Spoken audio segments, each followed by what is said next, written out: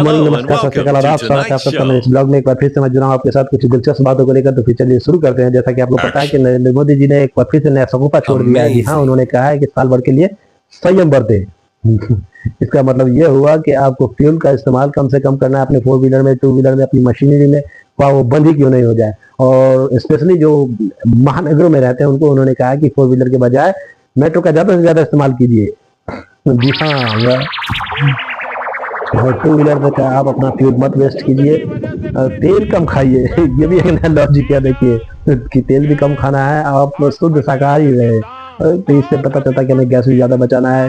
हो सके तो आप रोज़ा रखिए, फास्टिंग रखिए। अगर आप व्रत रखते हैं तो दो के बजाय 4 व्रत रखिए। ये मैं नहीं कह रहा, ये हमारे नरेंद्र मोदी जी कह रहे हैं।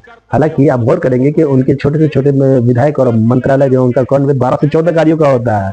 और अभी अभी आपने देखा होगा बंगाल के इलेक्शन में कि 10-10 हेलीकॉप्टर आसमान में झंडा फहरा रहे थे। जी हाँ, पता ही नहीं चल रहा था कि वो बंगाल में या ईरान में या इजराइल में या अमेरिका में, इस तरफ से हेलीकॉप्टर उड़ रहा था इलेक्शन कंपेनिंग को लेकर। और जो वोट के नाम पर रैली निकाली जा रही थी उनके लिए उनका तो क्या ही कहना था। तो वो भीड़ नहीं नजर आई उनको, वो प्रेशेस नजर नहीं आया। लेकिन अब उनको प्रेशेस नजर आ रहा है क्योंकि वो इलेक्शन खत्म हो चुका है। तो ये आपको समझना है, तो ये हमारे अंधभक्तों को समझना है। और दूसरा उन्होंने कहा कि भाई आपके घर में सेलिब्रेशन हो, शादी हो, चाहे पार्टी हो, चाहे किसी तरह का माहौल हो, आप साल भर तक के लिए सोना नहीं खरीदे। आप बताइए, जो यहाँ भारत में दहेज का जो चलन बना हुआ, जो 10 लाख रुपया देते हैं, 5 लाख रुपया देते हैं, वो फिर एक्सपेक्ट करते हैं कि वो हमारे बच्चे को छपका देंगे, कान में बाली देंगे, नाक में नथनी देंगे, गले में मंगलसूत्र देगा, हाथ में कंगन दिया जाएगा, ये पांजेब दिया जाएगा। और यहाँ तक के जो चाबी टांगने वाली रिंग होती है उस तक का वो इंतजाम किया रहता है कि ये भी मिलेगा हमारी बेटी को। और कई बार तो दहेज नहीं देने के बावजूद भी लोग शौक से देते हैं कि अंगूठी, फलाना, ढीम का जो चीजें होती है वो दी जाती है। तो ये कल्चर है, ये साउथ इंडिया की बात नहीं है, ये पूरे ऑल ओवर द इंडिया में यही हाल है। और आपको पता है कि इंडिया में गोल्ड को लोग ज्यादा पसंद करते हैं। मैं सोचता हूँ अपने नजरिए से अंधभक्तों के लिए कि अब वो अपने बहनों की शादी में, बेटियों की शादी में क्या देंगे, वो गजरा या फिर चमेली का फूल। एक और चीज उन्होंने कहा है कि भाई आप कम से कम विदेश जाएं, यानी साल भर तक विदेश नहीं जाए। अब इनको कौन बता कि 95% लोग भारत में ऐसे हैं जो अपना चूल्हा चक्की और रोजी रोटी के लिए साल 2 साल विदेश जाते हैं और वहां से पैसा भेजते तब जाके घर चलता है। मात्र 5% ही लोग ऐसे होंगे जो विदेश में अपने फादरलैंड जाते हैं और वहां जाके डिस्को डांस करते हैं, परफॉर्मेंस देते हैं, या पाकिस्तान जैसे मुल्कों में जाके बिरयानी खा के आते हैं। जो प्रधानमंत्री बोल रहे हैं कि आप विदेश में कम जाएं, आप देखिएगा 2 से 4 दिन या 10 दिन के बाद आप देखिएगा वो कभी आयरलैंड नजर आएंगे, चाहे नीदरलैंड नजर आएंगे, कभी स्विट्जरलैंड नजर आएंगे। पूरा यूरोप से लेकर मिडिल ईस्ट तक वो छाने रहेंगे। वो जब से इन्होंने गद्दी संभाली है, बजाय अपने काम करने के हमें काम पे लगा रखा है। जब भी इनको माइक मिलता है ज्ञान पेल देते हैं। आप शुरू में देखिए ना हमारे साथ क्या हुआ। ये मोदी जी आए और उन्होंने कहा कि भाई अब हमको आधार कार्ड बनाना है। वही आधार कार्ड जो 2014 से पहले इलीगल था, इनके पावर आते ही सारी सुधारी हो गई और उन्होंने कहा कि चलो भाई अब आधार कार्ड बनवाइए। चलो आधार कार्ड बनाया गया। उसके बाद उन्होंने कहा पैन कार्ड बनवाइए, पैन कार्ड को आधार कार्ड से लिंक करवाइए। चलो ठीक है, लिंक करवा दिया गया। अब उन्होंने कहा बैंक अकाउंट खोलिए। लोग बैंक अकाउंट में खुशी खुशी खोलाने लगे। वो सोचने लगे कि भाई यही बहाने 15 लाख रुपए आ जाएंगे जो आने से रहे।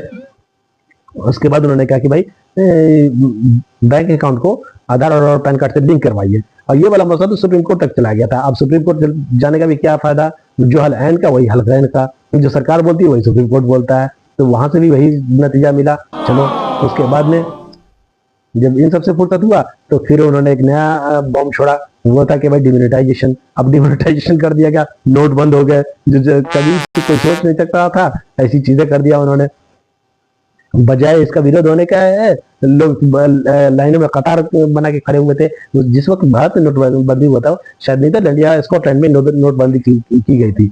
आपको हैरानी होगी इस बात को जानकर कि 2 दिन तक वो नोटबंदी नहीं चल पाया। वहाँ इतनी आगजनी हुई, इतना बड़ा आंदोलन हुआ कि वहाँ के राष्ट्रपति को रिजाइन करना पड़ गया। लेकिन हमारे भारत में 125 लोग मर गए, लेकिन कोई असर नहीं पड़ा। ये है हमारे भारत का आलम। हमारे जो अंधभक्त है और जो उनके सो कॉल्ड सपोर्टर है, उनके आगे कुछ भी नहीं है ये सारी चीजें। उसके बाद जब यहाँ से फ्री हुए हैं तो उन्होंने जीएसटी लगा दिया, गब्बर सिंह टैक्स। और गब्बर सिंह दूध, दही, पनीर, सब्जी, यहाँ तक के पढ़ने लिखने वाली कलम कॉपी किताब पर भी इन्होंने जीएसटी लगा दिया। हद ही हो गई भाई, ना पढ़ोगे ना ही तुम सवाल करोगे। तो ये इनकी कोई पॉलिसी थी।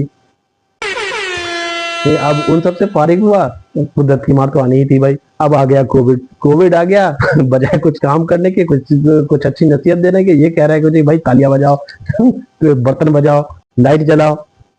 हद तो तब हो गई जब इतने बड़े इंटेलेक्चुअल बच्चन जी, जिनके से लाखों करोड़ों फॉलोअर्स है, वो आदमी भी इसके चक्कर में आ गया। वो भी अपनी देशभक्ति दिखाने के लिए कुछ नहीं मिला तो वो ताली बजा रहा है और प्लेटें बजा रहा है और अपना मोबाइल का फ्लैश जला रहा है।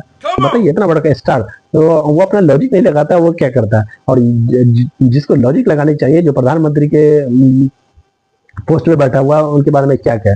अब इन्होंने दे दिया एफआईआर के जरिए ये कह रहे हैं, हमें कह रहे हैं, मतलब हिंदुस्तान के वासियों को कह रहे हैं कि आप साबित कीजिए कि आप हिंदुस्तान के रहने वाले हैं।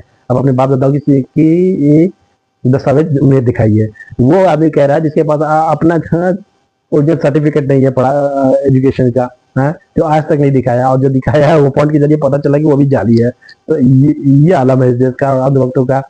और कितनी बेशर्मी से मतलब हमें साबित करना पड़ रहा है कि हमारे बाप दादा यही रहे और हम भारतीय हैं एफआईआर के जरिए। और क्या बात करूं मैं, इलेक्शन कमीशन का, खैर छोड़ो, मैं उसकी बात ही नहीं कहना चाहता। पता है आपको मैं क्या क्या कहना चाह रहा था। तो आज के लिए इतना ही। अगर आपको मेरी बातें अच्छी लगी होगी और पसंद आएगा तो प्लीज कमेंट करें, लाइक करें और सब्सक्राइब करें। और इसी तरह हमें इन्फॉर्म करते रहें कि मैं आपके बीच कुछ नए अंदाज में नए वीडियो लाता रहूं। तो रही ना बेखबर, देखते रहिए खास खबर हमारे साथ, हमारे पहलू से, हमारे नजरिए से, आखिर देखी। Good luck. तब तक के लिए जय हिंद, जय भारत, अल्लाह हाफिज।